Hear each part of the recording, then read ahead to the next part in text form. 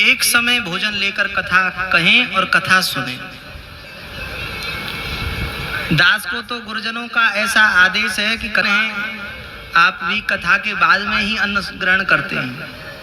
ये कथा के श्रोता के गुण हैं, लक्षण हैं। कथा का श्रोता यजमान वह सांसारिक विषय की चर्चा से बचे, वह भगवान के नाम का जप करे, वह संतों का पूजन करे, वह गायों की सेवा करे, वह कम से कम 7 दिन तो प्रपंच से बचे। और वक्ता के लक्षण कहें, वक्ता कैसा होना चाहिए? ऐसे जैसे तैसे किसी से भी कथा नहीं सुननी चाहिए। कथा के सुनाने का अधिकारी वक्ता कैसा हो, उसके लक्षण कहें। यदि वह लक्षण उस वक्ता में घटे तो कथा सुनो, अन्यथा मत सुनो, क्योंकि जैसे तैसे के मुख से सुनी हुई भगवान की कथा भी कल्याण नहीं करेगी। कैसे? जैसे दूध बहुत महिमावान है, दूध की कितनी बड़ी महिमा है, पर उस दूध को अगर सर्प उसमें मुंह मार दे तो अब उस दूध का क्या होगा? फेंकना ही पड़ेगा। पातिव्रत धर्म की बहुत बड़ी महिमा है, पर पातिव्रत धर्म की महिमा अगर वैश्या कहेगी तो वो पातिव्रत धर्म भी कलंकित हो जाएगा।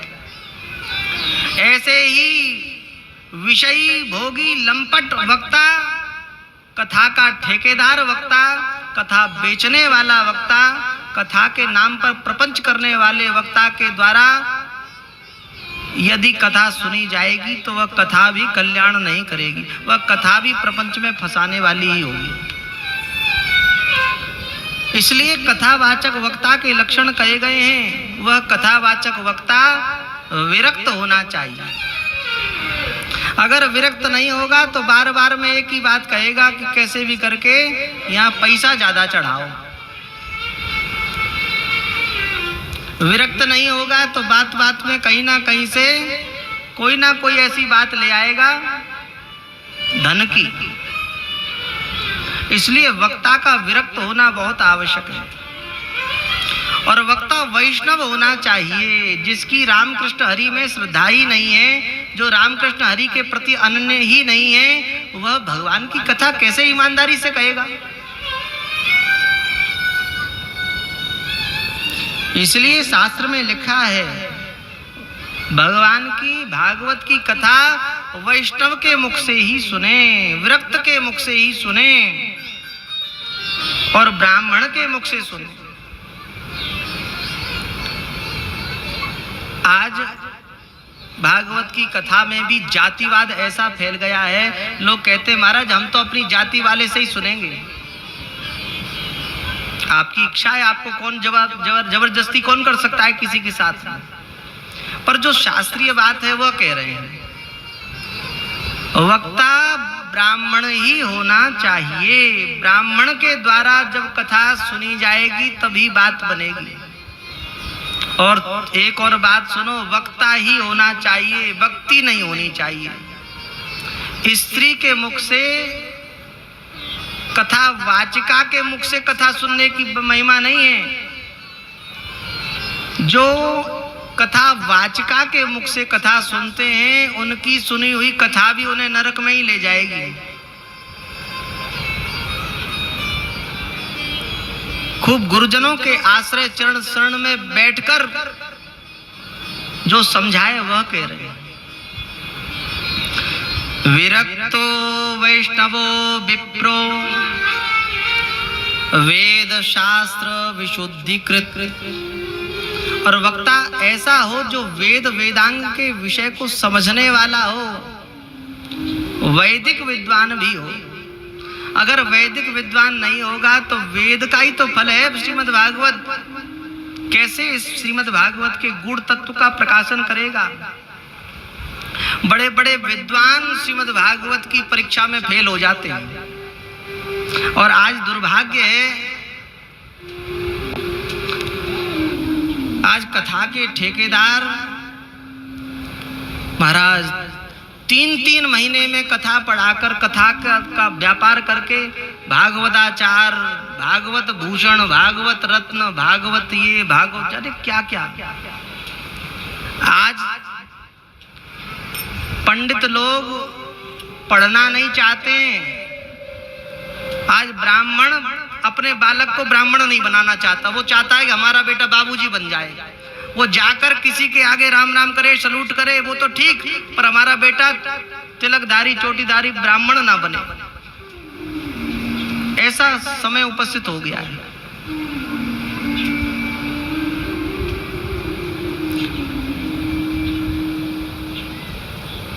जिनके हाथ में इस सनातन धर्म की रक्षा की बागडोर थी, जिन ब्राह्मणों ने, उन्होंने ही अपना कार्य छोड़ दिया। ब्राह्मणों का कार्य था कि वे सनातन धर्म की रक्षा के लिए कम से कम घर में से एक बालक को तो संस्कारी बनाते। ब्राह्मण बालकों का समय से यज्ञोपवीत हो, ब्राह्मण बालकों का समय से सदाचार संपन्न सारे संस्कार हों। ठीक है, वो काम कुछ भी करें, पर उन्हें कम से कम यज्ञोपवीत उनका हो, वे समय से संध्या वंदन करें, तब उनमें ब्राह्मणत्व तो होगा। अथवा तो जातिगत ब्राह्मण ही मात्र हैं। भागवत की कथा कहने वाला ब्राह्मण हो और वैदिक विद्वान हो और दृष्टांत कुशलो धीरो, दृष्टांत देने में कुशल हो।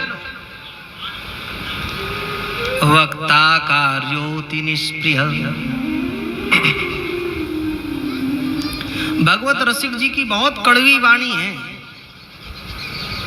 भगवत रसिक जी ने कहा, कथा के नाम पर भी वक्ता महानुभाव कथा को बेचते हैं, स्वरूप बनाकर भी भगवान के नाम को बेचते हैं। ऐसे लोग भगवान के हृदय में सुई की तरह चुभते हैं। ऐसे लोगों को देखकर भगवान को कष्ट होता है। भगवान आनंद सिंधु हैं, आनंद सिंधु भगवान भी दुखी हो जाते हैं जब भगवान का भेष लेकर भगवान के नाम पर कोई जीव संसारियों को ठगता है। भेषधारी हरि के ओर साले, हरि के ओर साले, भेषधारी हरि के ओर साले, हरि के ओर साले। भेषधारी कहते हैं जो भगवान का भेष तो बनाया है, पर संसार को छलने के लिए, संसार को कपट करने के लिए। कथा भी कहता है तो कब बस कथा इसीलिए कहता है कि ये लोग प्रसन्न हो जाएं तो ज्यादा से ज्यादा पैसा दें, प्रसन्न हो जाएं। कपट करने के लिए कथा कहता है। तो ऐसे कथा वाले से भी भगवान अप्रसन्न होते हैं। वेशधारी हरि के ओर साले, हरि के ओर साले।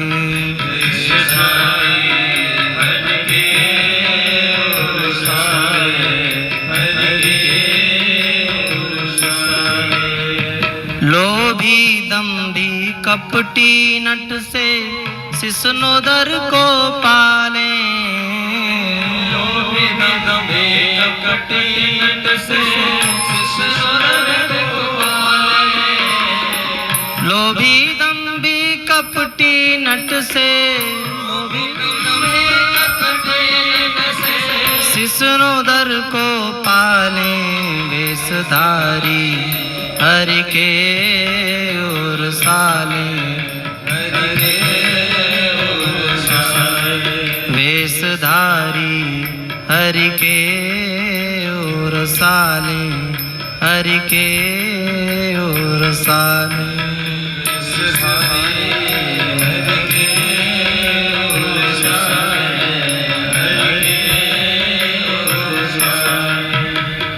गुरु भय घर घर में डोले, नाम धनी का बेचे।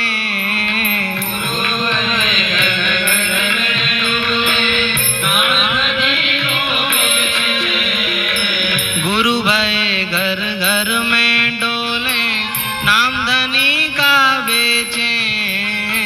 गुरु भय घर घर में डोले, नाम धनी को बेचे। परमार्थ सपने नहीं जाने, पैसा नहीं को खेचे भेषधारी, हरि के और साली, हरि के और साली, भेषधारी हरि के और साली, हरि के और साली। भगवत रसिक जी की वाणी है, बहुत कड़वी वाणी है, सच्ची वाणी है, ईमानदारी की वाणी है।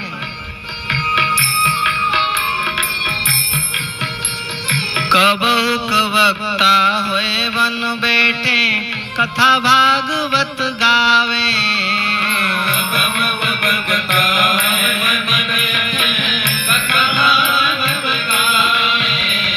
कबहु कवक्ता होए वन बैठे, कथा भागवत गावे,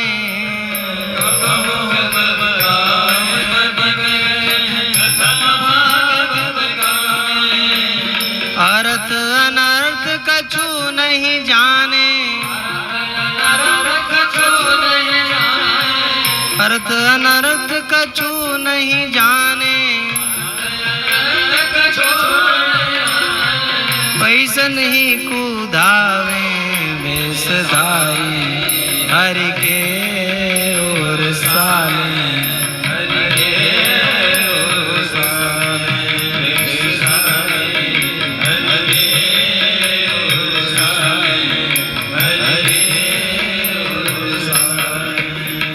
ये भेषधारी कभी भगवान के मंदिर में भी जाकर अगर देखेंगे ना, दर्शन भी करेंगे तो वहां भी पुजारी बनकर ही पैसा ही देखेगा, भगवान नहीं दिखेंगे। कबहुक हरि मंदिर को सेवे, करे निरंतर वासा,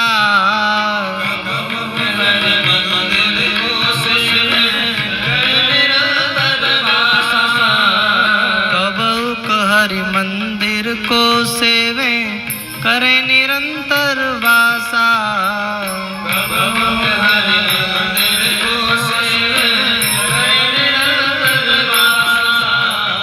भाव भगति को लेस न जाने,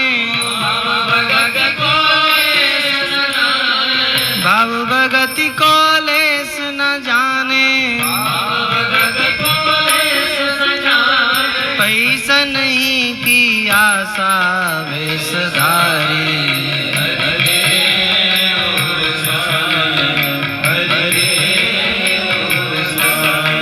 भेषधारी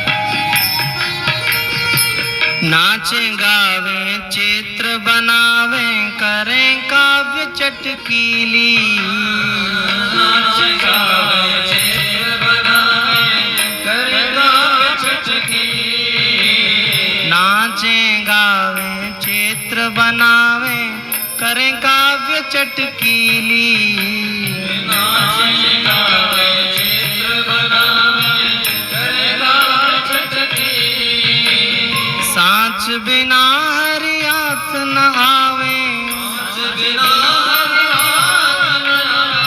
सब रहनी है ढीली भेषधारी,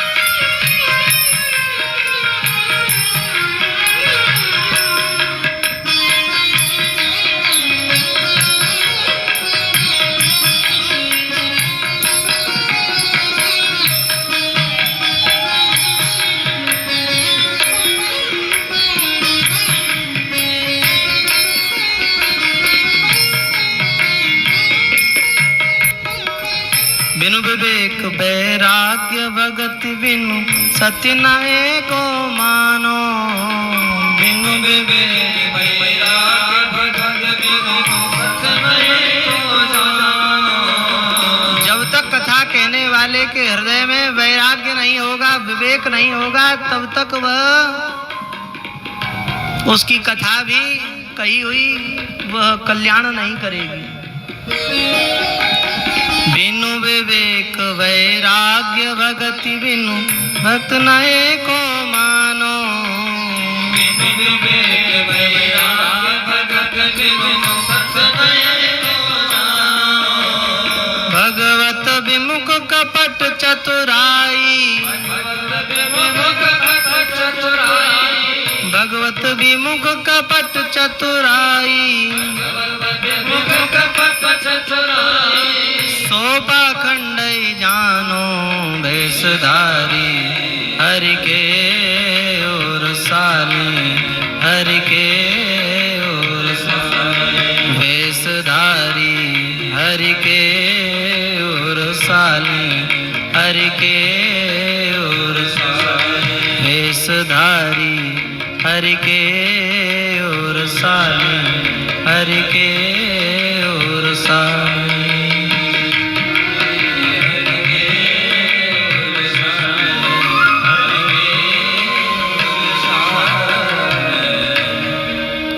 इसलिए कथा के वक्ता का चयन बहुत सोच विचार कर करें। विरक्तो वैष्णवो विप्रो वेद शास्त्र विशुद्धिकृत दृष्टांत कुशलो धीरो वक्ता कार्योति निष्प्रिय। ऐसा वक्ता हो। और कथा विघ्न विघाताय गणनाथम प्रपूजयेत। कथा में विघ्न बाधाओं को दूर करने के लिए देवताओं का आवाहन करना चाहिए, गणेश जी का पूजन करना चाहिए। वर्णम पंच विप्राणाम कथा भंग निवृत्तये कर्तव्यम तैर हरेर जाप्यम द्वादश अक्षर विद्यया।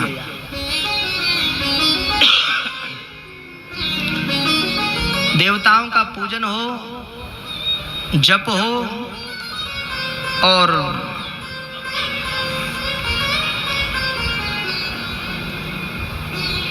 यथा सामर्थ्य संकीर्तन वाले संगीत वालों को भी अपनी यथा सामर्थ्य कथा में रखना चाहिए।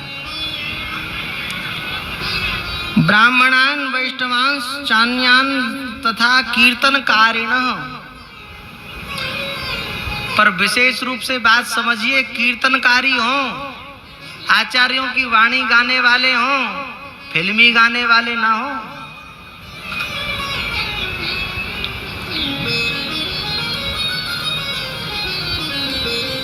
जय शब्दम नमः शब्दम शंख शब्दम चकारये विप्रेभ्यो याचकेभ्यश्च वित्तमन्नं च दीयताम्। यथा सामर्थ्य